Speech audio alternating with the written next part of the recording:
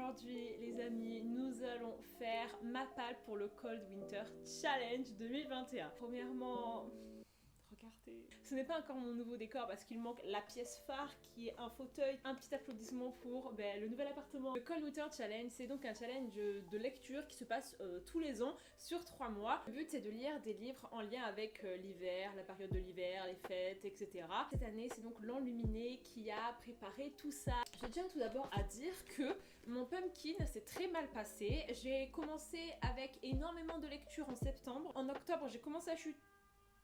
Et en novembre, j'ai quasiment rien pu lire. Là, je suis un peu dans une espèce de panne de lecture un peu chelou. Il y a 5 menus, ce qui est assez énorme. J'ai jamais fait, je crois, un challenge de lecture avec autant de livres. Donc laissez-moi vous dire tout de suite que je ne vais jamais y arriver, mais c'est pas grave. Le but, c'est donc de lire tout ça dans le mois de décembre, janvier, février. Le premier menu, il s'agit de Magie de Noël. Le premier livre, c'est All I Want for Christmas is You. Pour cette catégorie, il faut lire une romance de Noël ou une histoire d'amour, quelque chose qui se passe à Noël ou pendant les fêtes. Alors moi, je n'aime pas trop les romances de Noël. En fait, je m'en fiche un petit peu de savoir que c'est Noël.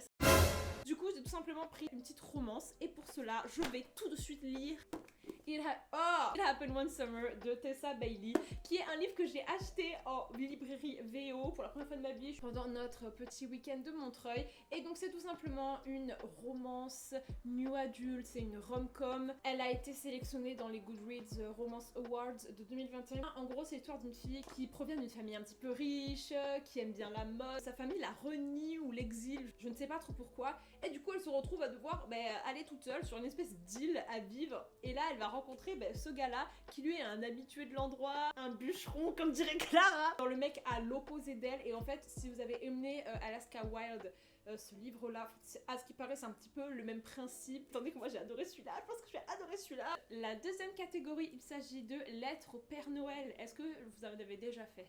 Épistolaire, enfance, jeunesse, et pour ça je vais lire. Je suis trop contente parce que j'ai les livres avec moi, c'est incroyable. L'antidote mortel de Cassandre Lambert. Alors oui, je suis très late to the party parce que ce livre est déjà sorti il y a un petit moment déjà. Je l'ai acheté au salon de Montreuil le week-end dernier et genre la gentillesse de cette personne, vraiment Cassandre. Elle m'a fait rêver. Si vous voulez vraiment savoir quel est le but de ma vie, allez voir cette fille. Donc en fait, nous suivons l'histoire de 3 personnages principaux. C'est un roman choral, une fantasy. On a donc Whisper qui est une princesse qui veut s'enfuir du palais, qui a pas envie de suivre tout le destin qui était tracé pour elle. Eden qui est une orpheline et qui a soif de vengeance. Et enfin Jadis qui est donc un paysan. 3 personnages là vont voir leur destin mêlé. C'est pas trop le style que j'ai l'habitude de lire, les fantaisies jeunesse comme ça, mais écoutez, je m'en contrefiche en fait, j'ai envie de le lire, j'ai envie de me plonger dedans, j'ai envie de kiffer. Et du coup jeunesse parce que c'est un roman jeunesse. Ensuite pour la troisième catégorie, danse de la fée dragée, fae, univers onirique, fantasy. Et là je vais tout simplement mettre Crush in City le tome 2. Et oui, il sort le 22 février, un truc comme ça, donc ce sera presque le dernier livre que je vais lire pour ce challenge. J'avais vraiment adoré le tome 1 et en fait c'est le genre de livre qui, quand tu le lis, tu te dis waouh. Mais au fur et à mesure que le temps passe, limite je l'aime plus maintenant que ce que je l'ai aimé à la fin de ma lecture. Ensuite on fait l'histoire de Bryce qui est donc mi-fae, mi-humaine. Sa meilleure amie va être assassinée dans le début du livre. Elle va être contactée par les polices ou les services secrets, un truc comme ça, de cette Crescent City qui est donc une ville fantastique. Et elle va devoir s'allier avec Hunt qui est un ange déchu, retracer l'événement, savoir ce qui s'est passé, qui peut être le tueur. Donc en même temps c'est un espèce de suspense, il y a un petit côté romance, il y a aussi un énorme côté paranormal et il y a un côté urban fantasy qui est trop cool. C'est de la fantasy adulte. Le deuxième menu, il s'agit de cocooning hivernal. Première catégorie, marron glacé. J'aime pas les marrons. Franchement, je sais pas comment vous faites parce que moi je trouve que c'est pas bon du tout les marrons. Un livre feel good et pour moi, le feel good, c'est clairement la définition de TJ Klune. Encore un livre en physique. J'avais adoré le tome 1 qui est The Extraordinaries, c'est un de mes livres préférés de 2021. J'arrive à la librairie et il y en a un, il reste celui-là et je me suis dit mais il est fait pour moi, c'est pas possible, je l'ai pris. On va suivre l'histoire de Nick. Dans sa ville, c'est un petit peu une science-fiction, il y a des super-héros qui sauvent les gens, etc. Et lui, il est fou amoureux d'un super-héros qui s'appelle Shadowstar. C'est son idole et en fait, il pense que lui est bien trop insignifiant pour que Shadowstar puisse s'intéresser à lui. Et du coup, il pense que la seule manière d'avoir son histoire d'amour, ce serait de devenir lui-même un super-héros et du coup il va essayer de faire plein de trucs pour devenir un super-héros mais genre c'est hyper dangereux, il se met dans des situations façon pas du tout saine quoi, où il va prendre des trucs, enfin bref. Et à côté de ça, il y a donc son meilleur ami, Seth est toujours là pour s'occuper de lui, pour le ramener sur Terre quand il va trop loin. La particularité de cette histoire, c'est que le lecteur en sait beaucoup plus que le narrateur qui est donc Nick, et nous on va comprendre au fur et à mesure qu'il y a un truc un petit peu louche avec son meilleur ami Seth, que Nick du coup ne va pas du tout capter, et c'est hyper intéressant d'avoir une longueur d'avance sur le personnage principal. Pourquoi est-ce que je le mets en feel good? Parce que c'est totalement les vibes de super-héros que j'adore, ça me rappelle ma période Miraculous de l'année dernière qui a été une période hyper importante pour moi, et du coup me plonger dans ce tome 2, j'adore. En plus de ça, on a une représentation de neurodiversité puisque Nick est atteint du TDAH,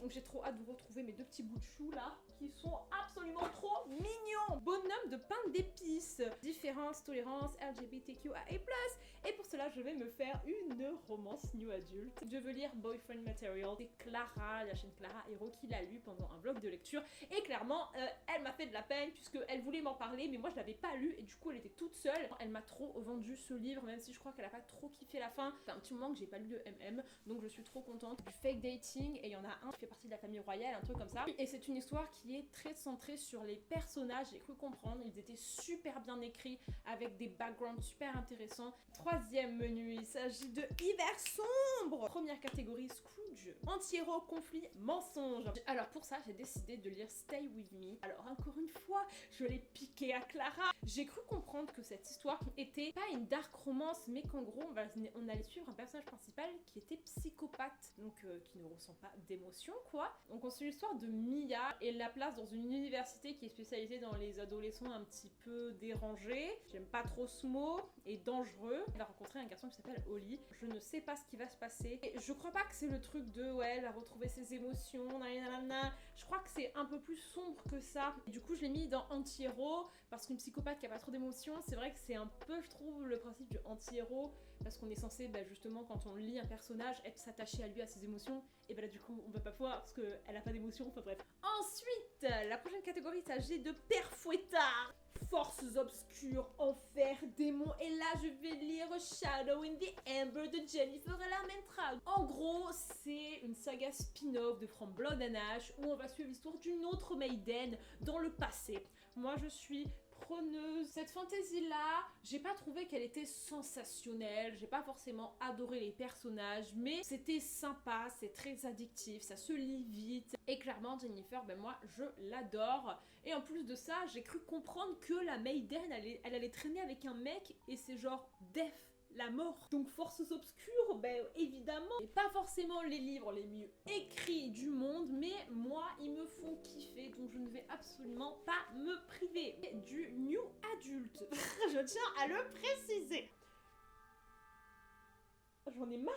Chalet sous la neige, huis clos, enfermement, solitude. Alors ça, j'avais pas trop grand chose. Je vais plutôt me caler sur solitude, tristesse, même s'il n'y a pas tristesse, mais on va mettre solitude, tristesse, et je vais lire You've Reached Sam, qui est donc un roman qui a été tellement hypé l'année dernière. Les premiers retours que j'ai vus sont hyper positifs, les gens disent que ça fait pleurer à fond. Ensuite, l'histoire donc une fille qui a récemment perdu son petit ami, donc évidemment elle est très triste. Et un soir, dans un espoir de peut-être entendre sa voix, elle l'appelle et il décroche. Même moi, je ne sais pas ce qui va se passer ensuite, mais j'adore la couverture, ça a l'air d'être un livre qui est tout doux mais en même temps très touchant, et j'ai envie de me faire un contemporain parce que ça fait un petit moment que j'en ai pas lu, voilà. Menu numéro 4, et oui, il y en a encore, marcher dans la neige. Première catégorie, pôle Nord, neige, hiver, pays froid. Mais que vais-je donc bien pouvoir choisir? Clairement, ceci est la catégorie Ruby Dixon. Donc, elle va forcément me sortir le Ice Planet Barbarian numéro 46 ou le Ice Home numéro 28. Je lirai un des deux. Voilà, on ne se prive jamais de Ruby Dixon. Des romances qui se passent sur une autre planète avec des aliens. Et la planète, en fait, c'est un peu le pôle Nord. En fait, ce sont des meufs humaines qui se sont retrouvées sur cette planète parce que leur vaisseau spatial a explosé. Du coup, elles ont dû aller avec la population sur place, apprendre à les connaître, apprendre leurs coutumes, vivre avec eux et ça a plutôt bien collé entre certaines et les aliens. Moi j'adore, alors je vous préviens tout de suite, ce ne sont pas du tout des livres qui sont faits pour tout le monde, ce sont des livres qui sont là pour déconner, c'est du second degré, faut pas se prendre au sérieux quand on lit ce genre de choses, c'est purement pour se faire plaisir, c'est trop sympa, c'est à la limite d'être érotique je pense, c'est que du bonheur et au plus l'autrice elle est trop drôle, enfin bref du coup let's go. Pôle Sud ce coup-ci, voyage, chemin personnel, évolution. Et pour ça je vais lire le tome 2 de Aristote et Dante de Benjamin Alire Sahel. Aristote et Dante vous connaissez, évidemment que vous connaissez, si vous ne connaissez pas mais sortez de chez moi là. C'est l'histoire de Aristote et Dante qui sont deux enfants puis qui deviennent adolescents puis qui deviennent adultes et en fait c'est un roman qui est extrêmement philosophique. La plume de Benjamin est phénoménale, c'est une de mes plumes préférées de tout ce que j'ai lu de ma vie. C'est avant tout une histoire de développement de soi. Le tome 1 se suffisait vraiment à lui-même. Le tome 2 va plus se concentrer sur tous les problématiques d'être adulte. Si Benjamin il a mis 6 ans à écrire ce tome 2, c'est que quand même il l'a travaillé et c'est qu'il a des choses à dire. Voilà, donc j'ai hâte, mais en même temps j'ai un petit peu peur. C'est un contemporain très coming of age qui se passe donc au Mexique dans les années 70, young adulte, et franchement je recommande le tome 1 à tout le monde. La troisième catégorie, forêt enneigée, animaux, écologie, nature. Alors vous savez que cette catégorie c'est ma catégorie fantasy parce que animaux, non je peux pas, j'ai pas d'animaux moi. Nature égale fantasy et pour cela je vais finir Recovery, le tome 1 de Momo Lune que j'ai blessé en stand-by à cause de mon déménagement. Et mine de rien, je crois que animaux ça peut fonctionner parce qu'en fait les personnages principaux ils ont tous en eux une espèce de magie. Elle c'est la magie du phénix pourpre, donc un animal, un oiseau.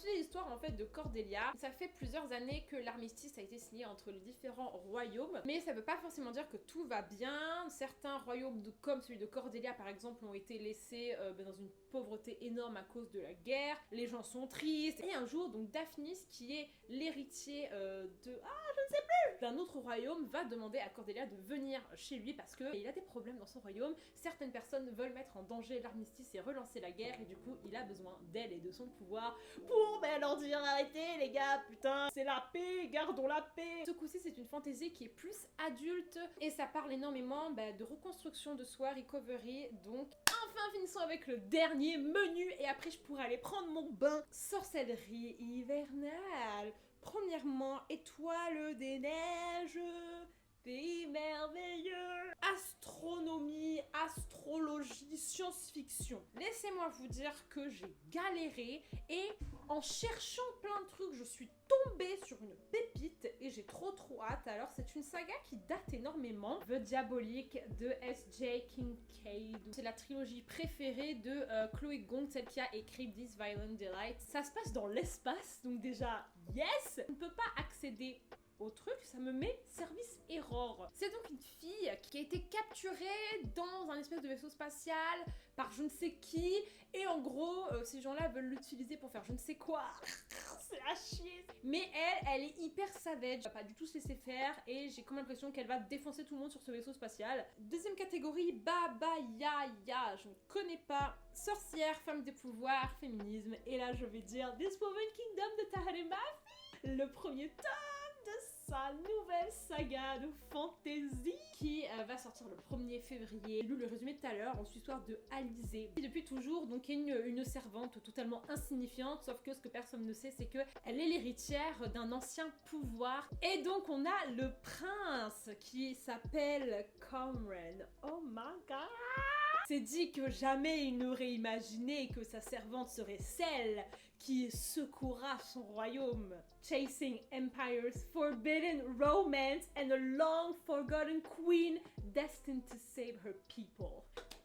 J'ai trop hâte. Et nous allons finir avec le dernier livre. Donc la catégorie s'appelle Yule, mythes, légendes, contes. Et donc là, je vais caser un livre que je voulais lire pendant le pumpkin mais que j'ai pas pu. Il s'agit de Gods of Men. On le remet. Alors j'ai essayé de lire le résumé et en gros je crois que c'est une meuf qui peut faire de la nécromancie. Ça correspond pas trop. Je vous avoue que ça correspond pas du tout, mais j'avais plus rien et je voulais absolument lire ce livre. Je le vois passer partout, à ce qui paraissait phénoménal. Et écoutez, moi je n'en sais pas plus et je pense pas que j'ai envie d'en savoir plus. Et voilà les amis, c'est tout pour cette palle. Elle est extrêmement longue et je sais que jamais je vais tout lire, mais c'est pas grave. Dites-moi en commentaire si vous aussi vous participez au Cold Winter Challenge. Je vous laisse, je vais aller prendre mon bain. Je vous fais des gros bisous. Ciao, ciao.